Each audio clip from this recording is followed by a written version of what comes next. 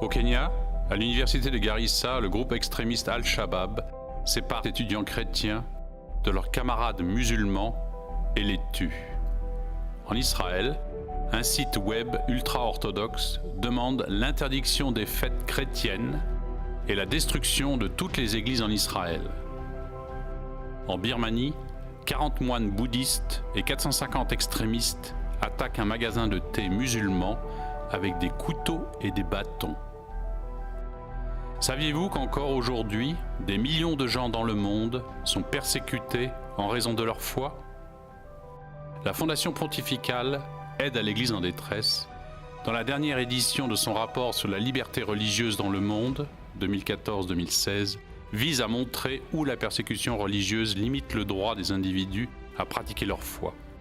Le rapport présente la situation de ce droit de l'homme fondamental dans 196 pays du monde et il indique si la liberté de religion a connu une amélioration ou un recul dans chaque pays. Malheureusement, au cours de la période considérée, la liberté de religion a reculé dans 11 des 23 pays les plus contrevenants et la plupart des persécutions religieuses ont été perpétrées par des organisations fondamentalistes. En règle générale, le recul de la liberté religieuse suit 3 étapes importantes: l'intolérance, la discrimination et finalement la persécution.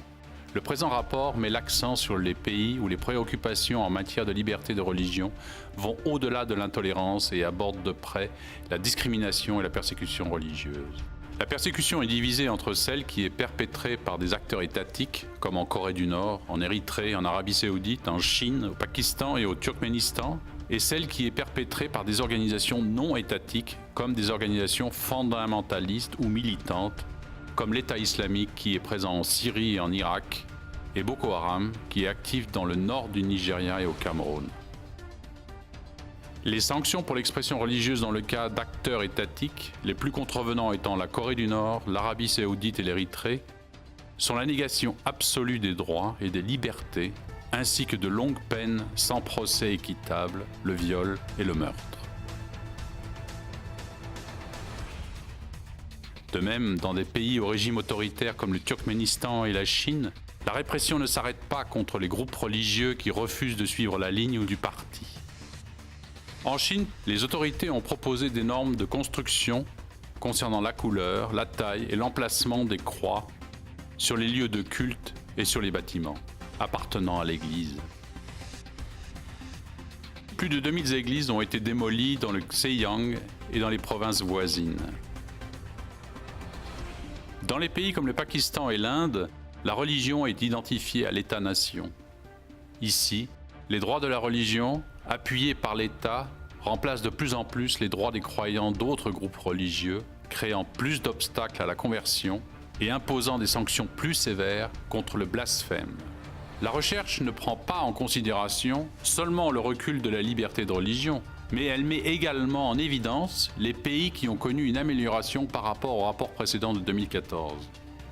Dans le cas de résultats positifs, 3 pays, le Bhoutan, l'Égypte et le Qatar, se sont distingués.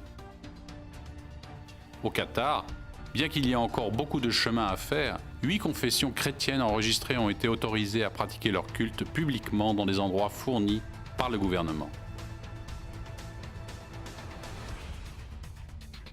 En Égypte, le gouvernement a modifié la constitution de 2013 en supprimant un article qui comportait l'application stricte de la charia contre les groupes religieux minoritaires. La fréquence et l'intensité des atrocités perpétrées par des islamistes extrémistes contre les yézidis, les chrétiens, les bahïas, les juifs et les musulmans ahmadis est en hausse avec des attaques enregistrées dans 39 pays, c'est-à-dire dans 20% des 196 pays examinés. Les attaques de l'État islamique contre les minorités religieuses sont largement reconnues comme génocide. Un exemple vient de l'Irak où une jeune fille yézidi de 16 ans, Eklas, décrit comment les militants ont tué son père et son frère pour leur foi. Elle a regardé impuissante le viol répété de certaines femmes yézidis. Ces atrocités ne se limitent pas au Moyen-Orient, mais elles s'étendent de plus en plus à travers l'Asie et l'Europe. En France, 2 djihadistes ont tué 4 personnes et en ont grièvement blessé 4 autres dans un supermarché cachère au cours d'une attaque antisémite. En Écosse, un extrémiste musulman a tué un commerçant musulman ahmadi, Assad Shah, pour avoir souhaité bon vendredi saint et très joyeuse Pâques à ma nation chrétienne bien-aimée. Dans certaines parties du Moyen-Orient, y compris la Syrie et l'Irak, la radicalisation violente ou hyper-extrémisme, représentée par des groupes comme l'État islamique et le Front Al-Nosra, est en train d'éliminer toute forme de diversité religieuse et menace aussi certaines parties de l'Afrique et du sous-continent indien. L'objectif est de remplacer le pluralisme par une monoculture fondamentaliste qui élimine tout espace pour la diversité religieuse.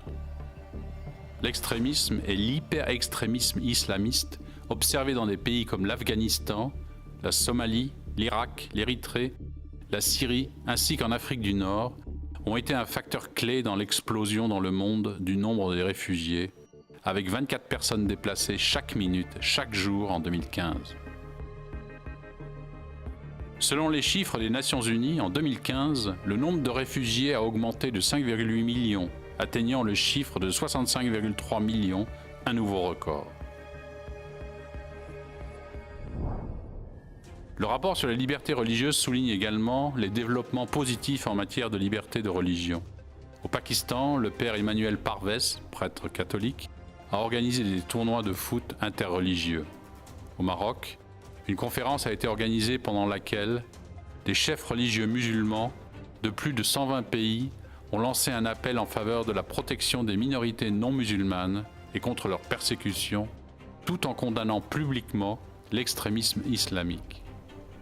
Et le pape François et le grand imam Hamad Al-Tayeb de la mosquée Al-Azhar du Caire se sont rencontrés au Vatican lors d'une visite historique pour renouveler les relations entre l'Église catholique et l'islam. Le Saint-Père a embrassé son invité et a dit « Le message, c'est la rencontre ». Pour en savoir davantage sur la façon dont la persécution touche la vie de millions de gens dans le monde, visitez notre site web www.religion-freedom-report.org. La liberté de religion est un droit ainsi qu'une responsabilité qui implique chacun de nous.